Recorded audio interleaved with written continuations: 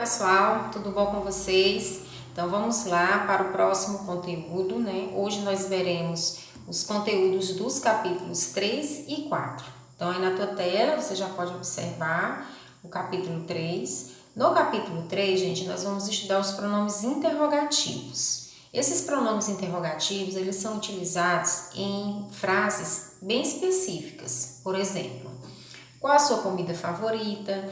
Quando é o seu aniversário? Onde você mora? Quantos anos você tem? Então, são perguntas bem específicas, bem diretas, tá? Então, nesse tipo de contexto, você vai utilizar pronome interrogativo. E como o próprio nome já diz, né, são pronomes interrogativos, você vai utilizar em perguntas, em questionamentos. Esses pronomes, eles serão sempre posicionados no início da frase, ok? Nesse capítulo, a gente também vai estudar, vai revisar, né, o verbo to be, que foi um conteúdo que a gente já estudou em capítulos anteriores, ok? Então, vamos começar com os pronomes interrogativos. O primeiro pronome que a gente tem aqui é o pronome what, né? O que e qual. What is your favorite color? Qual a sua cor favorita? Aí você responde utilizando it is e a cor que você desejar colocar. No caso aqui a gente colocou it is blue. Então, nesse questionamento, nesse tipo de pergunta onde eu quero saber o que ou qual, eu vou utilizar o pronome what. O pronome who significa quem, né? Quando eu quero saber quem praticou a ação ou quem está na ação, tá? Exemplo, who is that woman? Quem é aquela mulher? Ela é a minha tia Sheila. Então, quando eu quero saber quem praticou, quem está na ação, eu utilizo o pronome who. O terceiro pronome é o pronome where, que significa onde. E eu vou utilizar quando eu quero saber a localização de um objeto ou de uma pessoa. Where is your brother? Onde está o seu irmão? He is in my house. Ele está na minha casa. O quarto pronome é o pronome when. É muito parecido com o pronome what time, porque os dois estão relacionados a tempo, a dizer, a relatar quando a ação aconteceu. A diferença é que o what time ele está direcionado especificamente à hora, né? Quando você acorda? Eu acordo às 7 horas da manhã. Então, nesse caso que você utiliza hora, você vai utilizar o pronome what time, tá? Que é um pronome que nem está sendo colocado aí no material de vocês, mas também é classificado como pronome interrogativo, ok? Agora, já o pronome when, que significa quando, que ele quer saber quando a ação aconteceu, na maioria das vezes ele vai ser seguido de quê? De dia da semana, ou de meses do ano, ou de um período do dia, né? Manhã, tarde, noite. Nessa frase, when is your birthday? Quando é o seu aniversário? Aí você responde utilizando o pronome it is on May e o dia, né? No dia 7 de maio. Então, aqui o pronome when vai ser utilizado para perguntar quando eu quero saber quando a ação acontece, tá bom?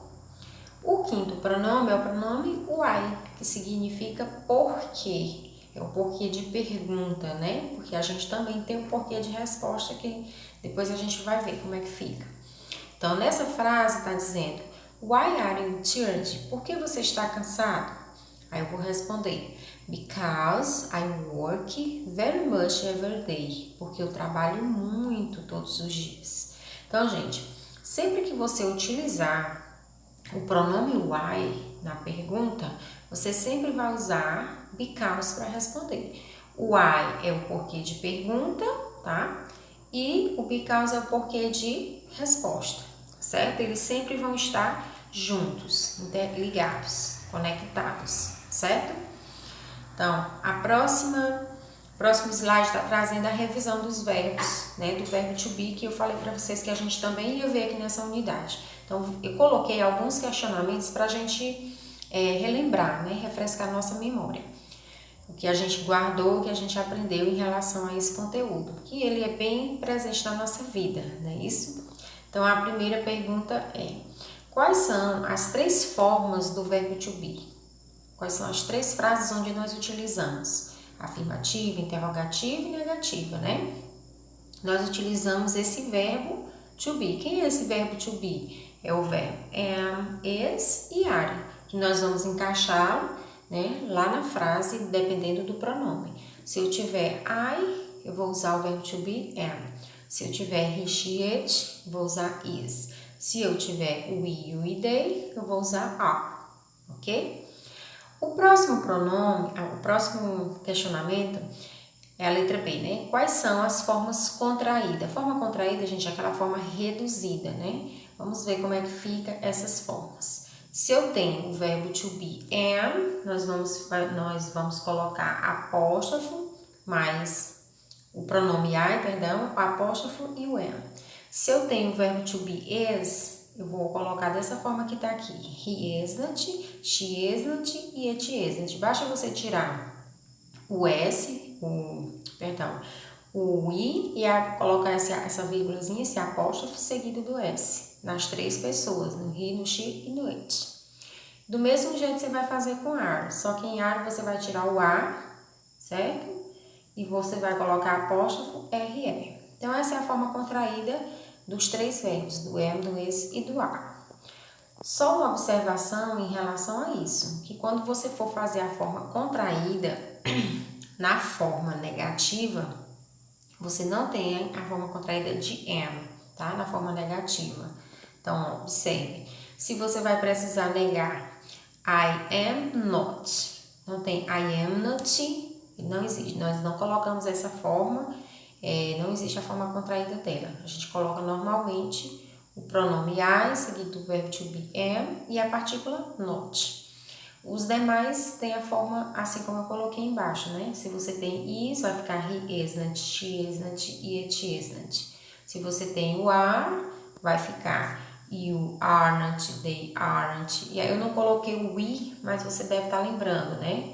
We, aí apóstrofo, né? RR. Se você tem ele na forma negativa, você vai ter we aren't. Não ficou muito bonito porque aqui não é muito legal para escrever, mas fica dessa forma, na afirmativa e na negativa, ok? O próximo, que é a letra D, como são feitas as perguntas com o verbo to be. Então, a gente sabe que sempre que a gente for fazer forma interrogativa, eu vou sempre iniciar com o verbo to be, tá? Como está bem colocado aqui nesse exemplo. Agora, cuidado, se você acabou de ver os pronomes interrogativos, né? De estudar, de relembrar também, né? Porque alguns deles você já estudou. E se você tiver frase com pronome interrogativo, primeiro você coloca o pronome interrogativo, depois você segue essa ordem aqui. Agora, caso você não tenha, você utiliza, como eu coloquei aqui, verbo to be, am, is, are, seguido do pronome e o restante da frase, ok? Você só precisa ter um cuidado especial caso a frase tenha pronome interrogativo, que aí o pronome interrogativo precisa sempre vir no início da frase, ok? Então, vamos para o próximo. Letra E. Quais são as traduções do verbo to be? O verbo to be é o verbo ser e o verbo estar, né? Mas a gente sabe que isso vai variar um pouco dependendo da frase que ele tiver encaixado, né? Por exemplo, se eu tenho I am happy, eu posso dizer eu estou feliz ou eu sou feliz. Agora, se eu tenho I am at school, eu estou na escola, eu não posso dizer que eu sou na escola. Então, vai depender do contexto para eu fazer uma modificação no sentido desse verbo. Mas o real sentido, a real tradução do verbo to be é o verbo ser e o verbo estar, ok? Aqui eu coloquei essas frases para a gente fazer um exercício, né? Uma fixação do que a gente acabou de estudar. A gente vê se realmente a gente conseguiu fixar o que nós aprendemos lá nas unidades anteriores e do que a gente também acabou de revisar. Observe que aqui na letra A eu já coloquei a resposta, né? E aí nós temos só que observar, ó, que aqui nós temos o pronome demonstrativo que está no plural. Lembram do pronome diz? Singular, plural, thes. Pronome demonstrativo that. No singular, nós temos o plural told e assim por diante. Então, como nós temos aqui um plural, nós utilizamos aren't. Aren't porque ele pediu para eu negar. Então, a frase fica como: essas não são peras, elas são maçãs. Então, nessa outra frase, eu utilizei are na afirmativa, porque aqui eu tenho o pronome they, ok? Aqui nessa segunda, observe que nós temos o pronome demonstrativo that, que está no singular. Então, aqui eu já sei que eu vou usar o verbo to be is, né? Concordando com esse pronome. Vamos lá ver se está correto? Isso. Então, that is my friend Ben. Aquele é meu amigo Ben, tá? Então, só você observar. Se você tem singular, você vai usar is. Se você tem plural, você vai usar are. Você precisa observar se o sujeito da frase é I, né? Porque aí você vai utilizar o verbo to be am, ok? Na letra C, observe que você tem my parents, meus pais, ó, tá no plural. Então, portanto, eu vou utilizar o verbo to be are. E aqui também eu tenho are. A diferença é que ele quer que eu negue aqui eu vou afirmar, ok? Então, vai ficar na primeira are not, né? E na segunda vai ficar are. Meus pais não estão em casa, eles estão no clube. Então, é só observar direitinho quem é o sujeito ao qual eu estou me referindo, tá bom? Vou subir só um pouquinho aqui a minha imagem para a gente trabalhar as outras frases. Então, na letra D, nós observe aqui a letra D, que eu acabei de explicar para você. Se você tem uma frase interrogativa, você sempre vai iniciar com o verbo to be. Mas aqui, ó, eu tenho o pronome what. O pronome what é um pronome interrogativo, ele sempre tem que vir na frente, no início da frase, tá bom? Então, aqui no início, ó, what is your name? Qual o seu nome? What's your name? Aí você vai utilizar o verbo to be is. E para responder, my name is Lucy.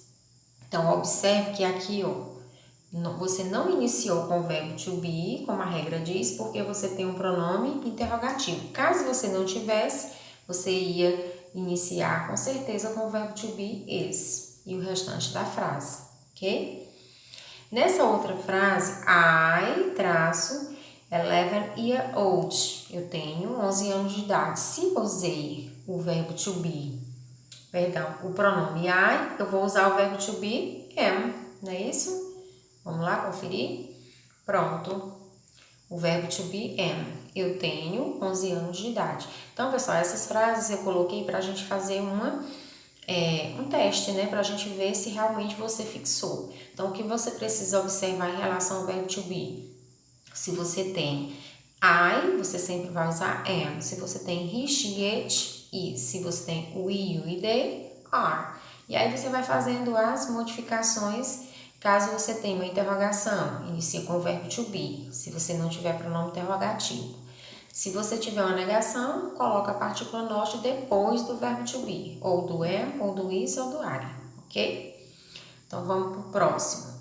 No capítulo 4, nós vamos ver as preposições. Preposition of place, que são as preposições de lugar. Se são preposições de lugar, elas servem para nos localizar, nos dar a localização de um objeto ou de uma pessoa, ok? Então, vamos lá. Preposição é uma palavra, um grupo de palavras que ligam dois ou mais termos em uma oração e estabelecem entre si alguma relação. Então, a função da preposição é justamente isso, é ligar, é unir, é relacionar um termo ao outro. As preposições de lugar indicam indicam onde estão as coisas. Então, ela serve para localizar, para lhe direcionar, para mostrar onde está aquele objeto ou aquela pessoa. Então, vamos conhecer essas preposições. A gente já estudou, pessoal, em outras séries, preposição. Não estudamos essas e vocês vão ver agora, mas estudamos a preposição on, a preposição under, a preposição in. No mês passado a gente viu esse conteúdo, né? E agora a gente vai ver as preposições de lugar, que são in front of, em frente de. Ela é usada quando queremos dizer que uma coisa está na frente de outra, ou que uma pessoa está na frente de outra, ou então uma pessoa está na frente de um objeto. Isso quem vai dizer é a frase, tá? É o momento que você estiver utilizando aquela determinada preposição. Exemplo que eu coloquei aqui. The children is in front of the tree. A criança está na frente da árvore. Então, essa é a localização específica, né, onde a criança se encontra. Então, nesse caso, eu vou completar com a preposição in front of, que foi essa que eu coloquei aqui de vermelho, destacada para você observar, ok? A próxima preposição é a preposição beside, que é ao lado de. Ela é usada quando queremos dizer que uma coisa está ao lado de outra, ou que uma pessoa está ao lado de outra. The children are beside me. As crianças estão ao meu lado, tá? Do meu lado. Então, essa preposição vai ser utilizada nesse contexto. Observem aqui a preposição também que eu destaquei, beside, ok? A próxima preposição é a preposição between, que significa entre. Esse entre não é de entrar em um lugar, né? Sala, no quarto. É entre uma coisa e outra, ou entre uma pessoa e outra. É usada quando queremos dizer que uma coisa está entre duas ou mais coisas, ou entre pessoas. Exemplo. Anna was sitting between Lucas and John. Ana estava sentada entre Lucas e João. Então, observe que essa é a posição exata de Ana, né? Ela está entre o Lucas e o John, ok? A próxima, nós temos aqui preposição, conceito, né? Para você compreender. Nas frases com preposições de lugar, é muito comum a gente empregar o artigo de, a gente utilizar o artigo de. Não é obrigatório, não é sempre que a gente vai utilizar. Ele só coloca que muitas vezes ele vai aparecer. Outra observação muito importante, pessoal, que eu coloquei aqui, é a preposição beside e next to, elas são sinônimas. Então, tanto faz você, se as duas traz essa mesma ideia, essa mesma tradução, porque beside é próximo, né? Lá ao meu lado, próximo a mim. E o next to é próximo, então os dois trazem o mesmo significado. Então, eu posso usar tanto beside quanto next to, tá bom? Então, pessoal, assim nós finalizamos a nossa aula de hoje. Eu espero que tenha ficado claro para você. A gente se encontra mais tarde na plataforma Plural para a gente tirar possíveis dúvidas, caso tenha ficado. Encontro você. Um abraço, fique bem.